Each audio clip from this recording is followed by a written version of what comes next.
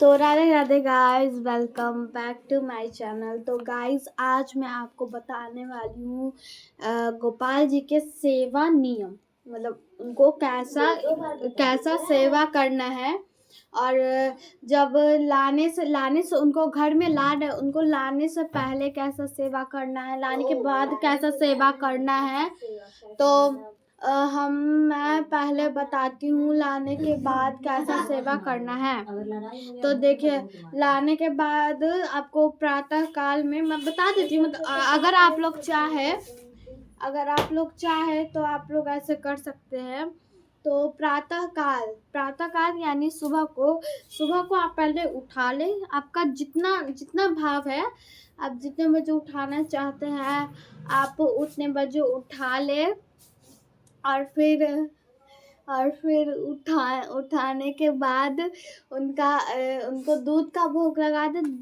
दूध का भी लगा सकते हैं या किसी और चीज़ का भी लगा सकते हैं। उठाने के बाद उनको दूध का भोग लगा दे और फिर उसके बाद आप उनका स्नान सेवा कर लें। मंदिर साफ वो करके आप उनका फिर स्नान सेवा कर लें। फिर आप उनको भोग लगा दें, मतलब स्नान सेवा करने के बाद थोड़ा सा भोग लगाते हैं ना। फिर उसके बाद आप पूजा करते हो तो पूजा कर लो। और उसके बाद आप जितने बजे आपका भाव है उतने बजे आप भोग लगाओ। मैं तो 9 बजे लगाती हूँ, 7 बजे करती हूँ ना, तो 1 घंटे के बाद मैं 9 बजे भोग लगा देती हूँ। और फिर उसके बाद 9 बजे के बाद एक ही बार होता है 11 बजे उनका भोग सेवा। फिर मैं 11 बजे उनको भोग लगाती हूँ। तो 11 बजे के बाद फिर मैं 12 बजे उनको सुला देती हूँ। क्या करूँ, 12 बजे ना मैं इनको सुला देती हूँ, क्योंकि फिर थके रहते हैं ना सुबह से।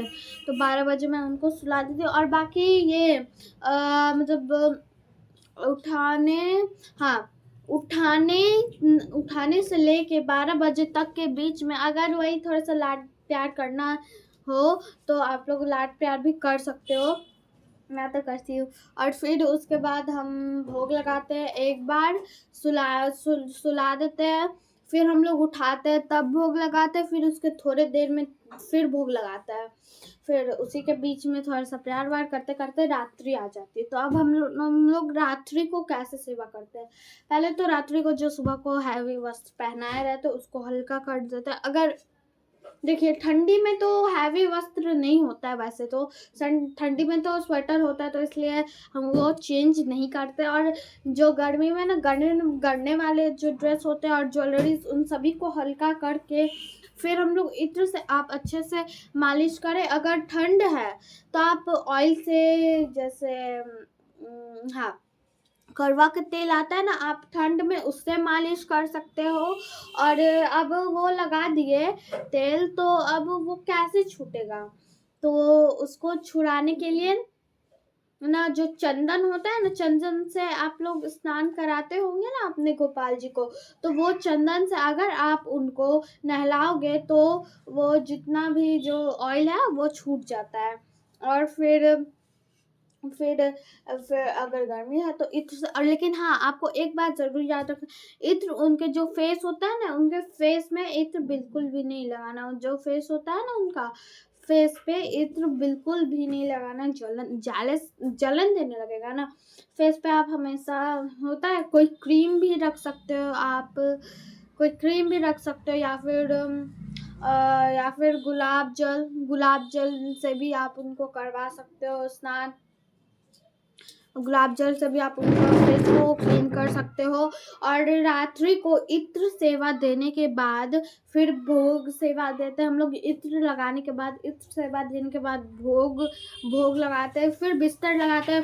अब आपने ना बेड कैसे लगाना है, तो बेड है उस पे इत्र जरूर लगा। मेरे पास तो है चार फ्लेवर के इत्र है, मैं आपको दिखाऊंगी। 4 फ्लेवर के इत्र है। तो उन चारों फ्लेवर में से कोई एक फ्लेवर का इत्र होता है जो मैं हमेशा बेड पे लगाती हूँ। तो आप इत्र बेड पे लगाएं। फिर अगर ठंडी है तो कंबल का बिस्तर बिछाएं, और अगर गर्मी है तो नॉर्मल जो बेड होता है उस बेड पे। फिर मैं उनको शयन करवा देती हूँ, सुला देती हूँ। और फिर सुबह से वही प्रातः काल वाली शुरू हो जाती है, मतलब हमारी प्रातः काल वाली वो सेवा। ठीक है। अब मैं आपको ये बता देती हूँ कि जब भी आप लड्डू गोपाल जी को लाने वाले रहो तो क्या तो क्या क्या करे, देख पहले सबसे पहली बात तो ये आती है कि जब भी आप लड्डू गोपाल जी को लाने वाले हो, तो अगर आप लहसुन प्याज खाते हो, कुछ नॉन वेज खाते हो, तो जितने भी बर्तन आपको उनको धोना नहीं है, उनको सीधा हटा देना है। अगर आप चाहते हो कि लड्डू गोपाल जी को घर में बना खाना खिलाओ, तो आपको सीधा उन सभी को हटा देना है, उन सभी बर्तनों को हटा देना है और नए बर्तन जो है घर में लाने हैं। और अगर आप लोग लहसुन प्याज नहीं छोड़ना चाहते हो, तो जो जो नॉनवेज वाला बर्तन है ना, नॉनवेज वाला बर्तन आप अगर पूरा बर्तन नॉनवेज का है तो पूरा बर्तन आपको हटाना पड़ेगा, पूरा बर्तन आप हटा दो। और उसके बाद जब आप नए बर्तन लोगे ना, तो उसमें से सबसे पहले लड्डू गोपाल जी के खाना बनाना, उसके बाद ही आप मतलब लहसुन प्याज का बनाओगे। और हाँ, ये सिर्फ फर्स्ट डे करना है। और जब आपने उसमें लहसुन प्याज बना लिया है, तब आपको वो बर्तन का कोई भी खाना गोपाल जी को नहीं देना है। अगर आपने उसमें लहसुन प्याज बना लिया, तो कोई भी खाना उसमें उस बर्तन का आपको लड्डू गोपाल को नहीं देना है। फिर जब वो आने वाले रहेंगे, तब आपको इतना काम कर लेना है। फिर पूरा घर वर जो भी साफ सफाई होता है वो कर लेना है। फिर जो भी आप डेकोरेशन कर सकते हो अपने भाव के हिसाब से वो कर ले। फिर जितना भी श्रृंगार है आपके भाव के हिसाब से, आप जितना श्रृंगार करना चाहते हो उतना श्रृंगार आप ले आओ, उनके वस्त्र ले आओ, ठीक है, उनके वस्त्र ले आओ, जितना श्रृंगार है उतना ले आओ। फिर अभिषेक करो। अभिषेक का भी वीडियो मैं एक बनाऊंगी, अभिषेक का वीडियो। तो आप ये सब कर कर उनको लाओ, आराम से विराजमान करो, और फिर जो मैंने सेवा बताई है वो करो। और अभी मैं ना आपको उनका इत्र दिखाती हूँ, 1 मिनट को। तो गाइस ये देखिए, इस डब्बे में मैं अपने माधव के जितने भी इत्र है वो मैं रखती हूँ। अब रुको, मैं आपको दिखाती हूँ इत्र। ये देखो, ये जो इत्र है ना, अटर का फूल, ये अटर का फूल का इत्र है। इसी इत्र को ना मैं बिस्तर में, उनका बेड होता है उसी बिस्तर में लगाती हूँ मैं। ये देखो, इस टाइप से। ये देखिए, ये इसी को ना मैं बिस्तर में लगाती हूँ, उनके बेड में, उनका जो बेड होता है उसमें मैं ये वाला इत्र लगाती हूँ। और ये वाला जो है, ये वाला है किंग्समैन का, ये वाला ये एक इत्र है जिसको मैं उनके बॉडी में लगाती हूँ। नहीं, इसको बॉडी में नहीं लगाती हूँ बिकॉज इसका फ्रेगनेंस बहुत अच्छा है। तो मैं ना इसको उनके जो ड्रेस होते हैं ना, उस ड्रेस में मैं इसको लगाती हूँ। और एक और इत्र है यहाँ पे, ये रॉयल आउट का है, रॉयल आउट का। तो ये वाला इत्र ना मैं अभी यूज़ नहीं की हूँ, अभी फिलहाल तो नहीं की हूँ। तो ये वाला इत्र एक है, और एक छोटा वाला है, छोटा वाला निकल जा, हाँ ये वाला डेली रोज का है, ये मैं पहले लगाती थी। ये सारे बड़े है और ये छोटा है। ये देखो, डेली रोज का है ये इत्र। और ये मैं ना अपने माधव को लगाती हूँ। ये लगाती थी पहले, मगर अब थोड़ा सा है ना, तो इसलिए अब ज़्यादा नहीं यूज़ करते हैं। और ये वही अटर फूल का दो था, एक ये न्यू वाला, एक ये पुराना वाला। तो अब ये ख़त्म हो चुका है।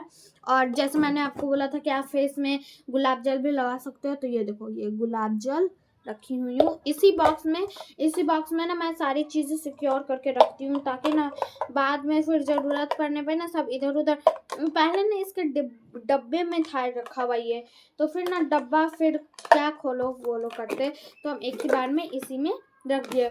अब सवाल यहाँ पे आता है कि अगर राधा रानी है तो राधा रानी का कैसे सेवा करेंगे। तो देखिए, कभी भी आप अगर आपके पास राधा रानी, तो कभी भी राधा रानी को कान्हा जी के साथ आपको स्नान नहीं कराना है, दोनों को एक साथ स्नान नहीं कराना है, दोनों को आमने सामने में तैयार नहीं करना है। मतलब जैसे आप राधा रानी को कर रहे हो, तो कान्हा जी को आपके मंदिर में या कहीं अगल बगल में स्पेस होगा, तो आप वहाँ पे कान्हा जी को बैठा दो, ताकि वो राधा रानी को नहीं देख पाए। फिर आप आराम से उनका स्नान श्रृंगार व्रंगार करके फिर उनको बैठा दो। फिर उसके बाद राधा रानी को बैठा देने के बाद जो भी पर्दा लगा होगा, अगर पर्दा लगा है तो आप पर्दा लगा दो, और फिर कान्हा जी को स्नान लगाओ। फिर उनका सजाने वजाने के बाद वहाँ पे बैठा दो। और बाकी सुलाना तो एक ही साथ है दोनों को, बस स्नान नहीं कराना है एक साथ, और तैयार नहीं करना है आमने सामने में। ओके। और हाँ, देखिए, जिस गर्मी में कान्हा जी को हम लोग ऐसे ही उघाड़े, मतलब पैंट तो पहनाते लेकिन बॉडी उघरे रहता है, तो वैसा राधा रानी के साथ नहीं करना है। राधा रानी को कोई कॉटन का जिसमें हवा जा सके अंदर, वो वाला वस्त्र पहना है। और गर्मी में मीडियम में श्रृंगार करें, ज़्यादा हैवी श्रृंगार ना करें। ठंडी में तो कर सकते लेकिन गर्मी में ज़्यादा हैवी श्रृंगार ना करें। तो गाइज आप लोग का आई होप कि ना आप लोगों का बहुत ही ज़्यादा हेल्प हुआ होगा। तो अगर आप लोग रहना चाहते हैं राधा रानी को ये सबको, तब आप ये कर सकते हो। तो गाइज आपको कैसा लगा? अगर अच्छा लगा तो लाइक एंड सब्सक्राइब जरूर कीजिएगा। Radhe Radhe, bye bye guys.